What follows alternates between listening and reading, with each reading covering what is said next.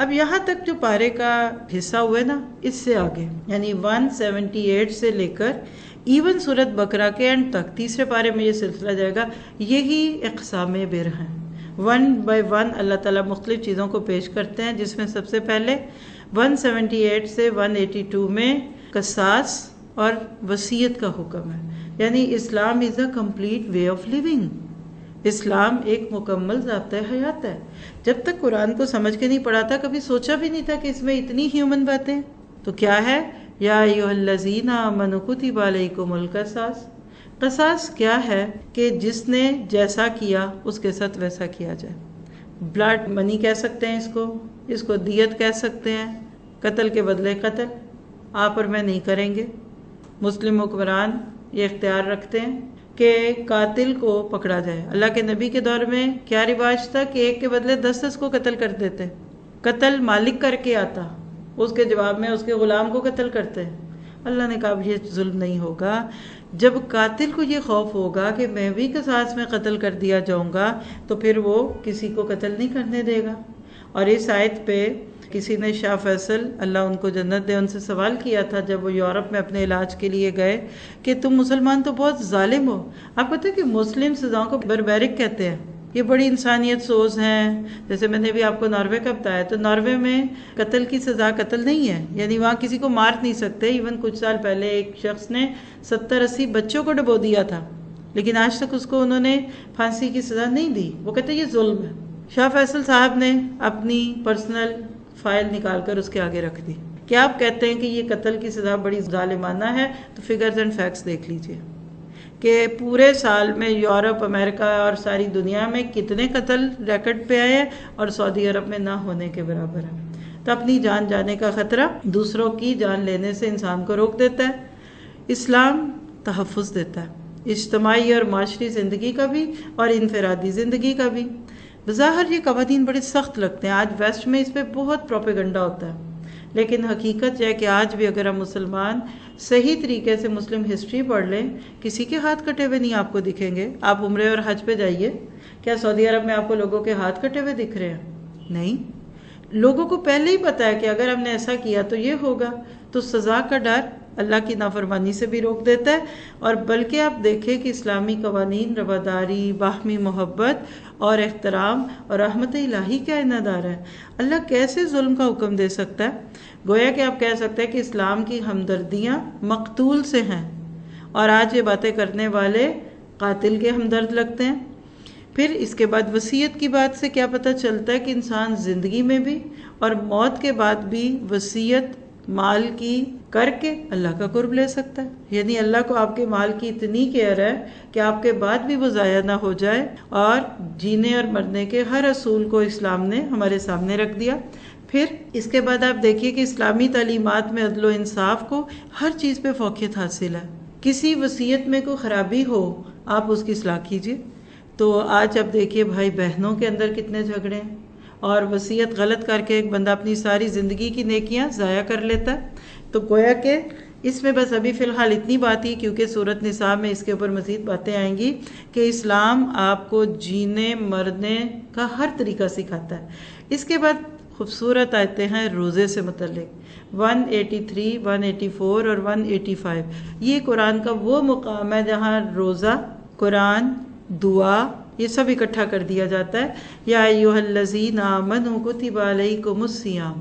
اب یہاں لفظ سیام دیکھیے، یہاں سیام کا لفظ کیوں آیا؟ جبکہ سورۃ مریم میں حضرت مریم کے روزے کا ذکر آیا تو وہاں صوم کا لفظ ہے، انی نذرت للرحمن صوما۔ تو سیام اور صوم کا فرق ہے۔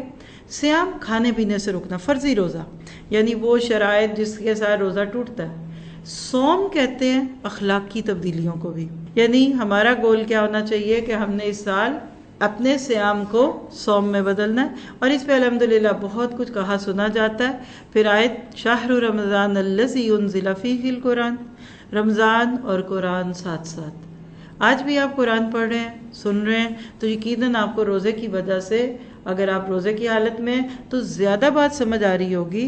تو گویا کہ رمضان کا تعارف قرآن سے کیا گیا۔ دیکھیے اگر آپ اس آیت پہ نظر ڈالیے نا، ہونا کیا چاہیے تھا؟ شہر رمضان الذی تصوم فیہ، رمضان وہ مہینہ جس میں روزے رکھے جاتے ہیں۔ ہمارے ذہنوں میں تو یہی تصور ہے نا. نہیں، انزل فیہ القرآن، کیونکہ نبی صلی اللہ علیہ وسلم پہ قرآن رمضان میں نازل ہوا، پھر اس میں کچھ احکامات بھی ہیں. تیسری چیز وَإِذَا سَأَلَكَ عِبَادِي عَنِّي فَإِنِّي قَرِيبٌ، دعا. روزے کی حالت میں انسان بالکل اسپرچل ہو جاتا ہے، روحانی طور پہ اللہ کا قرب محسوس کرتا ہے. تو یہاں پھر بہت پیارے طریقے سے بتا دیا کہ اللہ سبحانہ تعالیٰ ہر دعا کا جواب دیتے ہیں، اور رمضان میں دعا کی بڑی اہمیت بھی ہے، اس کا اہتمام کرنا چاہیے. اور یہ جو لفظ ہے نا اجیب دعوت الداع اذا دعان، یہ بڑا خوبصورت ہے. وین ایور مائی سلیو ول کال می، یہ نہیں کہا کہ اف مائی سلیو کال می. آپ دیکھیے کہ ماں کہتی ہے میرا بچہ جب آئے گا میں پلاؤ بناؤں گی، اس میں اور اس بات میں کہ اگر میرا بچہ آیا تو پلاؤ بناؤں گی، فرق ہے نا. یعنی یہ آیت آپ کو اللہ تعالیٰ کے قریب کرتی ہے. اللہ تعالیٰ کو ملنے کے لیے، اس سے بات کرنے کے لیے ٹائم لینے کی، اپوائنٹمنٹ کی ضرورت نہیں ہے، بیچ میں کوئی انٹرپریٹر ضروری نہیں ہے. تو قبولیت دعا کے آداب اور شرائط اگر ہم تھوڑے سے دیکھ لینا تو انشاءاللہ ہم اپنی دعاؤں کو اور اچھا قبول کرا سکتے ہیں. پہلی چیز کیا ہے کہ اللہ تعالیٰ پر صحیح ایمان لائیے. کس بات کا؟ کہ دعاؤں کو سننے والا میرا مالک ہے. اللہ نے کچھ چیزیں دوسروں کو دی ہیں لیکن کچھ بالکل نہیں دی. ان میں سے ایک چیز، اور وہ کیا ہے کہ دعا قبول کرے یا نہ کرے یہ اختیار اللہ کا ہے. یہ کسی نبی ولی کو بھی نہیں دیا. تو دعا قبول کرنا اللہ کا کام ہے. دوسری بات ہے کہ جتنا آپ اللہ تعالیٰ کی اطاعت اور اس کی فرما برداری کریں گے نا، اللہ آپ کی سنے گا. اور یہ بھی یاد رکھیے کہ اللہ چاہے تو نیک کی سن لے، چاہے تو بد کی سن لے. اللہ نے تو ابلیس کی بھی دعا قبول کر لی تھی، ربی فانذرنی الی یوم یبعثون. اور اللہ نہ سنے تو انبیاء کرام کی نہ سنے. لیکن آپ کا میرا ادب یہ ہے کہ ہم کوشش کر کے اپنی دعاؤں کو قبول کروانے کی کوششوں میں رہیں. اس کے بعد آپ دیکھیے آیت 187 میں پچھلی شریعتوں میں جو روزے کے کچھ آداب تھے، کچھ شرائط تھی، اس میں تبدیلی کر دی گئی، جس میں احل لکم لیلۃ الصیام الرفث الی نسائکم، یعنی روزے کی راتوں میں شوہر بیوی کے تعلق کو الاؤ کر دیا گیا. پہلی شریعتوں میں روزہ 24 گھنٹے کا ہو جاتا تھا، لیکن اللہ نے غیر فطری چیزوں کو ہٹا کر شوہر بیوی کے تعلق کے لیے ایک بڑا پیارا جملہ اس میں ہے، ہن لباس لکم وانتم لباس لہن. اگر آپ اس پورے میں سے مسائل کو سائڈ پہ کر کے اس جملے کو لے لیں، that is the most romantic sentence. آج شوہر بیوی کیا، محبوب اور محبوبہ کے اوپر کتنا کچھ کہا گیا، اس سے خوبصورت کوئی جملہ نہیں. لباس کی جو نسبت جسم سے ہوتی ہے نا، یہ شوہر کی بیوی سے ہے. ایک قد کاٹ کے برابر ہوتا ہے لباس. لباس آپ کے عیب چھپاتا ہے. لباس شخصیت کا آئینہ دار ہوتا ہے. لباس پھٹا ہو تو انسان بے ادبی محسوس کرتا ہے. بالکل شوہر کو بیوی کے لیے اور بیوی کو شوہر کے لیے لباس والا کام کرنا چاہیے. اچھے شوہر ہمیشہ اپنی بیویوں کو پروٹیکٹ کریں گے اور اچھی بیویاں ہمیشہ اپنے شوہروں کی عزت کریں گی. بند کمرے میں جو بھی معاملات ہوں وہ کمرے میں رہیں گے، گھر سے باہر، کمرے سے باہر لڑائی جھگڑے نہیں ہوں گے. اور اسی طرح کے بہت خوبصورت اس میں نکات ہیں جو ہم ڈیٹیل میں پڑھیں تو اس کو لیتے ہیں. بس یہ دعا کیجئے کہ اللہ امت مسلمہ کے جوڑوں کے دلوں میں ایک دوسرے کی محبت ڈال دے. گھروں میں سکون نہیں ہوگا نا تو آپ باہر سکون دے نہیں سکتے. آج ویسٹ جس چیز سے اپسٹ ہے نا، ان کا فیملی سیٹ اپ ٹوٹا ہوا ہے. کرائسس سینٹر، عورتیں گھر چھوڑ چھوڑ کے حکومت کے پاس آتی ہیں، پھر ایک ایک عورت پہ حکومت اتنا خرچ کرتی ہے جتنے میں پورا ایک خاندان پل جاتا ہے. وہ کہتے ہیں نا علامہ اقبال کے، خود اپنے خنجر سے یہ تہذیب خودکشی کرے گی. ایگزیکٹلی آج ویسٹ میں یہی کیفیت ہے. اسلام نے بہت پروٹیکشن دی. باقی دیکھیے نہ آپ 100% پرفیکٹ ہیں، مکمل ہیں، نہ آپ کے شوہر ہیں. جیسی آپ ویسے آپ کے شوہر، جیسی میں ویسے میرے شوہر. تو اس میں کمی بیشیوں کے ساتھ ایک دوسرے کو قبول کر لینا چاہیے. پھر آیت 188 جو رمضان کی آیتوں کے بعد ہے، اس میں دیکھیے مال حرام کی بات آ گئی. کیوں؟ وَلَا تَأْكُلُوا أَمْوَالَكُمْ بَيْنَكُمْ بِالْبَاطِلِ. اس سے کیا پتہ چلا کہ رمضان کے روزے رکھوا کے، حلال سے روک کے اللہ نے حرام سے روکنے کی طاقت دی. یعنی مومن کی پوری زندگی روزہ ہے.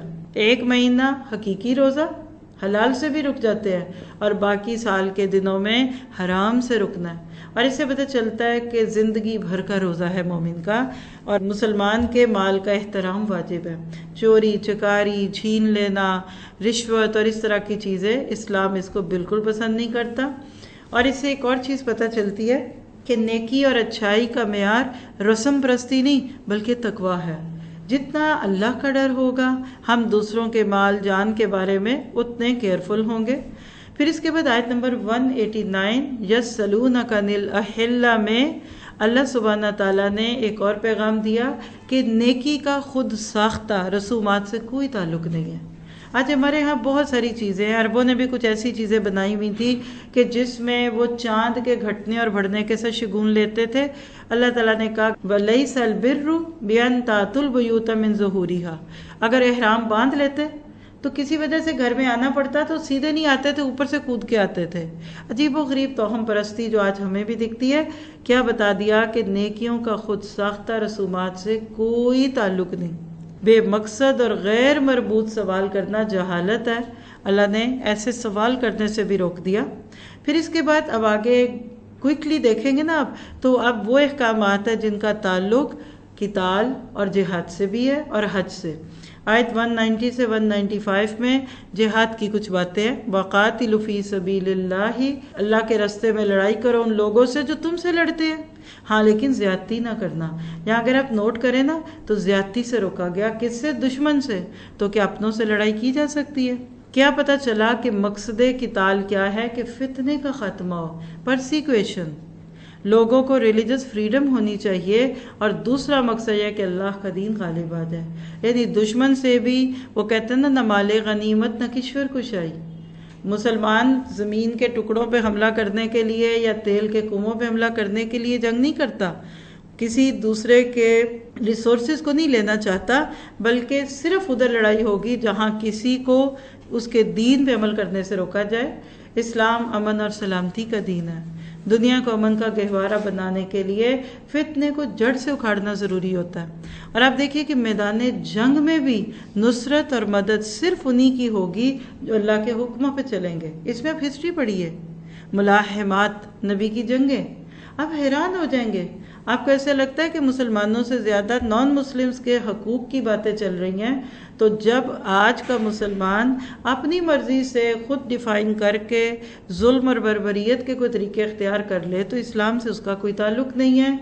ظاہری اور مادی اسباب کو نظر انداز کرنا شکست اور ہلاکت کا باعث ہوتا ہے۔ مکہ کے 13 سال بالکل ہاتھ اٹھانے کی اجازت نہیں تھی، جنگ نے کفوا ایدیکم، کیونکہ مینس نہیں تھے۔ مدینہ میں آنے کے بعد بدر سے تبوک تک کی جو جنگیں لڑی گئیں، ہر ایک کے پیچھے ایک کہانی ہے۔ آپ اس موضوع کو پڑھیے، آپ کو اسلام کے چہرے پہ لگے ہوئے کئی دھبے مٹتے ہوئے دکھیں گے۔ آج الزام ہے، ٹیررسٹ کہتے ہیں لوگ مسلمانوں کو، کیونکہ ہم نے اللہ کے نبی کا یہ رخ لوگوں کو دکھایا نہیں ہے۔ اس کے بعد 196 سے 203 میں حج اور عمرے کے ریچولز ہیں، اور آپ پیچھے سے دیکھیں یہ اقسام بیر ہیں۔ اسلام ایک مکمل ضابطہ حیات ہے، وہ قرآن نے یا اسلام نے کوئی فیلڈ آف لائف چھوڑا نہیں ہے کہ جس پہ آپ کو گائیڈ لائن نہ دی ہو۔ حج اور عمرے کے احکامات کے دوران جو اس دور میں لوگوں کی باتیں تھیں، جو خرابیاں تھیں، اس پہ 196 سے 203 ہے۔ ہاں اس میں ایک بڑی خوبصورت بات ہے کہ ربنا آتنا فی الدنیا حسنۃ وفی الآخرۃ حسنۃ۔ کچھ لوگ حج اور عمرہ بھی کرتے ہیں نا تو وہاں دنیا کی باتیں ہیں۔ اللہ کہتا ہے حج عمرے پہ بھی جاتے ہو تو وہاں دنیا بھی مانگو اور آخرت بھی مانگو۔ سال کے مختلف دنوں میں جو عبادات ہوتی ہیں نا وہ کبھی بھی ہو سکتی ہیں، لیکن حج ایک ایسی چیز ہے جس کے لیے فرمایا الحج اشہر معلومات، حج کے تو مہینے معلوم ہیں۔ ہاں عمرہ سال میں کسی وقت بھی کہیں بھی کیا جا سکتا ہے۔ پھر اس کے بعد آپ دیکھتے ہیں کہ حج اسلام میں کہاں کھڑا ہے، اس کی کیا سپیس ہے یا اچھا حج کون سا ہے۔ تو اس پہ نسائی کی ایک روایت ہے 2628 میں ابو ہریرہ سے کہ جس نے اللہ کے گھر کا حج کیا اور اس طرح کوئی شہوانی بات نہ کی، یعنی کوئی لسٹ اور ایسی ولگر بات نہ کی، کوئی گناہ نہ کیا، فسق گناہ، کبیرہ گناہ، کچھ بھی، وہ گناہوں سے اس طرح پاک ہو کے آتا ہے جیسے اس کی ماں نے اس کو جنا ہے۔ تو اللہ کرے کہ آپ اور میں بھی حج کریں تاکہ ہم اپنے پچھلے گناہوں کو معاف کریں اور آگے سے ایک نیا خوبصورت سفر شروع کریں۔ اور دوران طواف رکن یمانی اور حجر اسود کے درمیان کی وہ مسنون دعا جو میرا ہم سب بچپن سے سنتے آئے، شعور کے ساتھ مانگیں گے، ربنا آتنا فی الدنیا حسنۃ وفی الآخرۃ حسنۃ وقنا عذاب النار۔ اور حسنہ کیا ہے؟ جو اللہ کی رضا سے ملے، جس کے بعد نافرمانیاں نہ ہوں، اور جس رزق کو پا کر انسان ریبیلیس نہ ہو جائے۔ پھر اس کے بعد آگے 204 سے 207 میں ایک کردار ہے جس نے لوگوں کو بہت ہی سبز دکھائے، لیکن جب لوگوں نے اس کو الیکٹ کر لیا، سلیکٹ کر لیا، چن لیا، ووٹ دے دیے، تو وہ کیا ہو گیا؟ وَإِذَا تَوَلَّى سَعَىٰ فِي الْأَرْضِ لِيُفْسِدَ فِيهَا، یعنی اس نے سب وہ کام کیے جو اس کو نہیں کرنے تھے، اور جب اس کو روکا گیا کہ ایسا نہ کرو تو اس نے اس بات کو عزت کا مسئلہ بنا لیا۔ کیا پتہ چلا ایک بیڈ کریکٹر ہے۔ اس کے برعکس 207 میں وَمِنَ النَّاسِ مَن يَشْرِي نَفْسَهُ ابْتِغَاءَ مَرْضَاتِ اللَّهِ، دعا کیجیے اللہ مجھے آپ کو اس میں ڈال دیں۔ کچھ لوگ اپنے نفس کو اللہ کی رضا کے لیے بیچ دیتے ہیں، اور اللہ ایسے لوگوں پہ بڑا مہربان ہے۔ پھر 208 سے 210 میں ایک بڑا خوبصورت موضوع، یا ایھا الذین آمنوا ادخلوا فی السلم کافہ، اسلام میں پورے کے پورے داخل ہو جاؤ، اور ولا تتبعوا خطوات الشیطان، شیطان کے قدموں پہ مت چلو۔ کیا پتہ چلا کہ دین پر جزوی عمل کرنا، پارشل سبمیشن، شیطان کی پیروی ہے۔ یہ وہی بات ہے جو پچھلے پارے میں یہود کے تناظر میں کیا آئی تھی؟ افتؤمنون ببعض الکتاب، کیا تم کتاب کے کچھ حصوں پہ عمل کرتے ہو اور کچھ کو چھوڑتے ہو؟ آج ہم مسلمانوں کا یہ مسئلہ ہے، ہم خود چونکہ پورے دین پہ عمل نہیں کرتے تو دوسروں کو پورا دین کیسے دیں گے؟ تو اسلام کو مکمل طور پر اپنانا ہے۔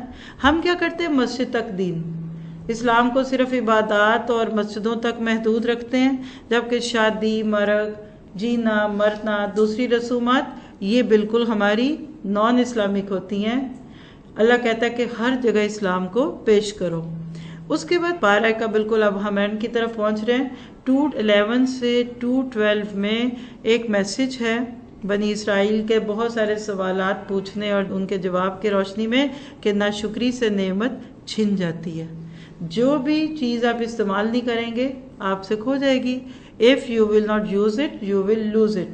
پھر بنی اسرائیل کو اللہ نے بہت سارے دلائل اور معجزات بھی دیے تھے، ہدایت اور رہنمائی کی باتیں بھی بتائی تھی جو اللہ کی نعمتیں ہیں، لیکن اتنے دلائل آنے کے باوجود بھی نہ شکری کی اور ان چیزوں کو نہ مانا، اللہ نے ان کو پکڑ لیا، اور ساتھ ہی بتا دیا کہ ایمان والے دنیا کی کسی چیز سے معروب ہو کر دھوکے میں نہیں آتے۔ پھر اس کے بعد اگر آپ دیکھیں تو آیت نمبر 213 جو آپ کو ملتی ہے وہ کیا ہے؟ تفرقے کا سبب بڑا بننا۔ آج اس ایک جملے کو لکھ لیجئے، ہر بندہ لیڈر بننا چاہتا ہے، فالوور کم بنتے ہیں، اسی لیے پھر مختلف لوگوں کو اللہ تعالیٰ نے پیش کر دیا اس میں۔ پھر آیت 214 کا اگر آپ ٹاپک لکھنا چاہیں تو جنت مشکلات سے گھیر دی گئی۔ ام حسبتم ان تدخلوا الجنہ، کیا تم نے یہ گمان کیا کہ تم جنت میں داخل ہو جاؤ گے اور تم پہ مشکلات نہیں آئیں گی؟ آپ نے فرمایا کہ دوزخ خواہشات نفسانی سے ڈھک دی گئی اور جنت مشکلات اور دشواریوں سے ڈھک دی گئی۔ بخاری کی روایت ہے 6487۔ تو کیا پتہ چلا کہ وہ کام کرنے ہیں جو اللہ کو پسند ہے، گو کہ اس میں کچھ مشکل بھی آ جائے۔ پھر اس کے بعد آگے آیت 215 میں اللہ کے راستے میں خرچ کرنے کی بات ہے، یعنی اللہ کے راستے میں جو خرچ کیا جاتا ہے نا، صحابہ بار بار سوال کرتے تھے، اللہ کے نبی ہم اللہ کے راستے میں کیا خرچ کریں، کیسے کریں؟ آج عموماً ہمارا گمان کیا ہوتا ہے، کیا نہ خرچ کریں، کیا بچا لیں، اور ان کا معاملہ کیا تھا کہ ہم کیا خرچ کریں، اور خاص طور پہ یہ بات کہ اللہ کے دیے ہوئے مال کو اپنا نہیں اللہ کا مال سمجھا جائے۔ اور 2 دفعہ اس میں آپ دیکھیں گے یہ سوال ہے، کیسے؟ 215 میں کیا ہے کہ انفاق کن کے لیے کیا جائے، یسألونک ماذا ينفقون، سوال کیا تھا کہ کیا خرچ کرے، جواب ملا کہ کن پر خرچ کرو، اور قریب کے لوگوں کا حق ہے۔ پھر آئے 216 کا ٹاپک کیا ہے؟ جنگ کی فرضیت کا حکم، کتب علیکم القتال وہو کرہ لکم۔ دیکھیے یہ آیت کیا بتاتی ہے کہ مسلمانوں کو جنگ کرنے کا کوئی شوق نہیں، لیکن اس میں ایک بہت پیارا پیغام ہے، وَعَسَىٰ أَن تَكْرَهُوا شَيْئًا وَهُوَ خَيْرٌ لَكُمْ۔ کبھی کبھی ہمیں کوئی چیز اچھی لگ رہی ہوتی ہے لیکن ہمارے حق میں اچھی نہیں ہوتی، اور اس کا اپوزٹ بھی ہے۔ بچے کو چاکلیٹ اچھے لگتے ہیں لیکن وہ اس کے لیے اچھے نہیں ہیں۔ تو کبھی زندگی میں اونچ نیچ ہو جائے تو گھبرائیے نہیں، کیونکہ انسان کی پسند اور ناپسند کسی چیز کے اچھا یا برا ہونے کی دلیل نہیں ہے۔ پھر آیت 217 میں حرمت کے مہینوں میں جنگ کرنے سے روکا گیا۔ 4 مہینے جو حرمت کے ہیں، مکہ والے بھی اس کی تعظیم کرتے تھے، اسی کا تذکرہ کر کے اللہ تعالیٰ نے ہمیں بھی پیغام دیا۔ پھر آیت 218 میں اللہ کی رحمت کن پہ ہوگی، یہ بڑا خوبصورت نقطہ ہے۔ ہم سارے غلط کام کر کے کہتے ہیں اچھا اللہ پھر ہم پہ رحم کر دے، اللہ کرے، لیکن یہ آیت دلیل ہے، ان الذین آمنوا والذین ہاجروا وجاہدوا فی سبیل اللہ، جو لوگ اللہ کے راستے میں نکلے ایمان لانے کے بعد، ہجرتیں کی، جہاد کیے، یہ امیدوار ہیں اللہ کی رحمت کے کہ اللہ بخشنے والا اور مہربان ہے۔ کیا پتہ چلا کہ ہجرت کا سب سے اعلیٰ درجہ باطل کو چھوڑ کر حق کی طرف جانا ہے، غلط چیزوں کو چھوڑ کر صحیح چیزوں کی طرف آنا ہے۔ اور کیا پتہ چلا کہ سچا ایمان، جہاد اور ہجرت، اور یہ ہیں اللہ کی رحمت کو لانے والے کام۔ عمل کے بغیر اللہ کی رحمت سے امید رکھنا یہ قرآنی تعلیمات کے منافی ہے۔ پھر اقسام بر میں آیت 219 سے 220 میں شراب، جوئے اور یتیموں کے بارے میں کچھ احکامات ہیں، جس میں اللہ تعالیٰ نے ایک بڑا پیارا اصول دے دیا کہ کبھی کبھی تمہیں کوئی چیز بظاہر فائدہ بھی دے رہی ہوتی ہے، لیکن اس میں اگر شر ہے تو اس کو چھوڑ دو۔ پھر آیت 219 سے 220 میں یتیموں کے مفادات کا تحفظ ہے، یعنی واقعی Islam is a complete way of living, تو اللہ تعالیٰ نے یتیموں کے جو فائدے ہیں ان کا تحفظ کیا، ان کی اصلاح کی بات کی، کیونکہ مکہ میں اور مدینہ میں خاص طور پہ یتیموں پہ بھی بہت ظلم اور زیادتی تھا، کہا کہ یہ مسلمانوں کی ذمہ داری ہے۔ اس کے بعد آیت نمبر 221 سے آلموسٹ پارے کے اینڈ تک معاشرتی مسائل، نکاح، طلاق، عدت، بیوگی اور اسی طرح کی بچوں کے حقوق کی باتیں، جس میں ایک اصول کیا دیا ہے 221 میں کہ وَلَا تَنْكِحُوا الْمُشْرِكَاتِ حَتَّى يُؤْمِنْ، یعنی مسلمانوں کا مشرکین سے نکاح جائز نہیں۔ یہ سارا موضوع آگے آئے گا، لیکن یہاں ہنٹس ہیں۔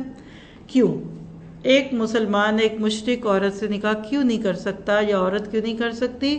اس لیے کہ مشرک ہے، اس کا ایک اپنا لائف سٹائل ہے، اسلامی تہذیب سے، اسلامی کلچر سے وہ بالکل نہیں ملتا، اور جب آپ آگ اور پانی کو اکٹھا رکھیں گے تو دھواں تو اٹھے گا۔ آیت 222 سے 23 کا میسج لے لیجئے، اللہ کے سامنے حاضری کے لیے تیار رہو۔ شوہر بیوی کا انتہائی پرسنل معاملہ، خواتین کی بیماری کا تذکرہ قرآن میں آ گیا شوہر بیوی کے تعلق سے۔ کیا پتہ چلا کہ اپنے ذاتی، نفسانی، پرسنل میٹرز میں بھی اللہ کو نہ بھولو۔ پھر آیت نمبر 224 سے 225 نیکی نہ کرنے کی قسم نہ کھاؤ۔ کبھی آپ نے کوئی اچھا کام کیا، کسی کے لیے رشتہ کروا دیا، اب وہ نہیں نبھا، آپ کو باتیں سننی پڑی، آپ کہتے ہیں میں قسم کھاتی ہوں آج کے بعد کسی کا رشتہ نہیں کراؤں گی، اللہ تعالیٰ اس کی اجازت نہیں دیتے۔ کبھی ہو جاتا ہے غلط تجربہ، لیکن نیکی کرنا تم نہیں چھوڑو گے۔ کیا پتہ چلا کہ اچھے کاموں کے چھوڑنے اور برے کاموں کی انجام دہی کے لیے کھائی گئی قسمیں، شریعت میں اس کی کوئی حیثیت نہیں ہے۔ پھر اس کے بعد آیت 226 سے باضابطہ طلاق کا موضوع شروع ہوتا ہے، جس میں سب سے پہلے بیوی سے قطع تعلق کا مسئلہ ایلا کی صورت میں، یعنی شوہر کا قسم کھا لینا کہ میں تم سے حقوق زوجیت ادا نہیں کروں گا۔ اور یہ یقین کیجئے کہ آج بہت مس انٹرپریٹڈ ٹاپک ہے۔ میں اس پہ آپ سے ریکویسٹ کر سکتی ہوں، اگر کسی کا طلاق یا عدت یا اس طرح کا کوئی سوال ہے تو ایک ٹاپک ہے ہمارے پاس نکاح سے طلاق تک، پورے فلو چارٹس کے ساتھ ہم نے پورا اسلام میں جو طریقہ ہے اس کو پیش کیا ہوا ہے، آپ اس سے فائدہ اٹھا لیجئے، جس کو چاہیے وہ کسی بھی ایڈمن کے تھرو اس کو حاصل کرے۔ ہمارے لیے ادھر پیغام کیا ہے کہ اس دواجی زندگی کے استحکام کے لیے جذباتی فیصلوں سے اجتناب کیجیے۔ غصے میں طلاق دی جاتی ہے، محبت میں تو کوئی نہیں دیتا، سوچ سمجھ کے دیجیے۔ پھر اگلی بات کیا سمجھ آتی ہے کہ عورت کو جنسی حقوق سے 4 ماہ سے زیادہ محروم نہیں رکھا جا سکتا، اور سیم تھنگ دوسری طرف بھی ہے، ایک عورت اپنے شوہر کو اس کے جائز حق سے نہیں روک سکتی الا یہ کہ اس کے پاس کوئی واضح دلیل ہو۔ پھر اس کے بعد عفو درگزر مغفرت الہی کا سبب ہے۔ ایلا یعنی مرد بیوی سے الگ رہنے کی قسم کھا لیتا ہے، 4 ماہ کے بعد اس کو ڈیسائیڈ کرنا پڑے گا، یا تو طلاق دے کے الگ ہو جائے یا پھر اس کو رکھے۔ اسلام ہینگنگ نہیں چاہتا کہ کل معلقہ کہ عورت بیوی بھی رہے اور بیواؤں والی زندگی بسر کرے۔ یعنی آیت 226 سے 27 میں پیغام ہے کہ اگر طلاق کا ہی ارادہ کر لے تو اللہ تعالیٰ سننے اور جاننے والا، یعنی یہ ایک ایمرجنسی ایگزٹ ہے لیکن حلال ہے۔ ہمارے کلچر میں یہاں بھی بہت ساری کمیاں ہیں، اللہ ہمیں قرآن سے فائدہ اٹھانے والا بنا دے۔ آیت 228 میں طلاق رجعی کا مسئلہ ہے، یعنی وہ طلاق جس میں رجوع کیا جا سکتا ہے، اور پتہ کیا چلتا ہے کہ جو 3 ماہ کی عدت ہے نا اسی کے دوران طلاق پوری ہوگی، اور عدت سے تحفظ نسل مقصود ہے، یعنی عورت پریگننٹ ہے تو نہیں، بچہ کسی اور کا ہو اور عورت کسی دوسرے کے نکاح میں چلی جائے، اللہ اس سے بچاتا ہے۔ اور دوسرا عدت کا مسئلہ کیا ہوتا ہے کہ سوچے، مزید سوچے، غور و فکر کرے، موقع بھی مل جاتا ہے۔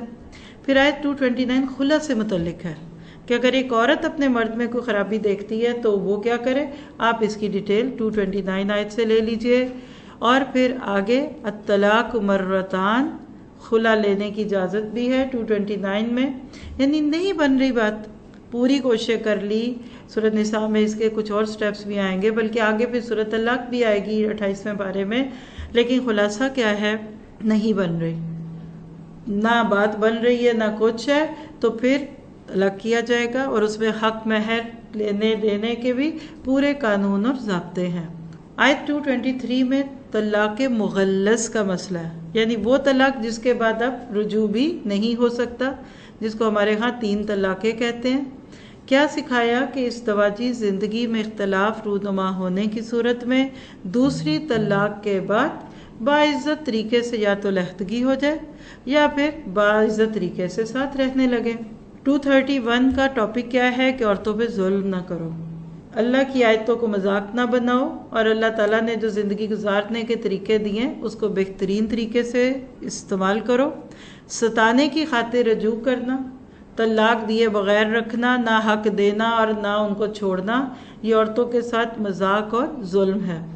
پھر آیت 232 میں طلاق بائن کا ذکر ہے، یعنی عدت کے دوران ہی اگر آپس میں رجوع ہو جائے تو اس کی بھی اجازت ہے، اور طلاق کے بعد دونوں جو طرفین ہیں یعنی مرد اور عورت اچھے طریقے سے اگر میاں بیوی دوبارہ آپس میں ملنا چاہیں تو رشتہ داروں کو مخالفت نہیں کرنی چاہیے۔ یہاں میں ہمیشہ ایک جملہ بولتی ہوں، ہم سب جس کلچر میں بیٹھے ہیں کئی گھر ٹوٹنے کے بعد جڑ سکتے ہیں، لیکن علم کی کمی کی وجہ سے ہم پھر ان کو رلنے کے لیے چھوڑتے ہیں۔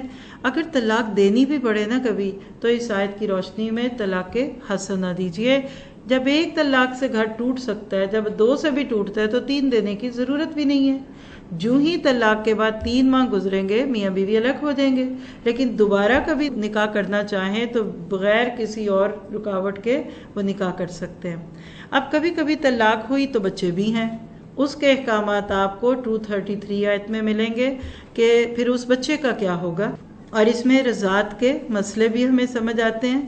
ماں کی ممتا اور باپ کی مجبوری سے فائدہ اٹھا کر انہیں نقصان پہنچانا یہ تقویٰ کے خلاف ہے، یعنی بچے کو ایک قسم کی کوموڈیٹی بنا کر ایک دوسرے پہ ظلم اور زیادتی نہ کرو۔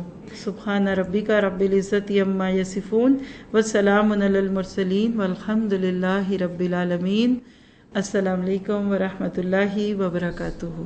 كتاب أنزلناه إليك مبارك ليدبروا آياته وليتذكر أولو الألباب كتاب أنزلناه إليك مبارك ليدبروا آياته وليتذكر أولو الألباب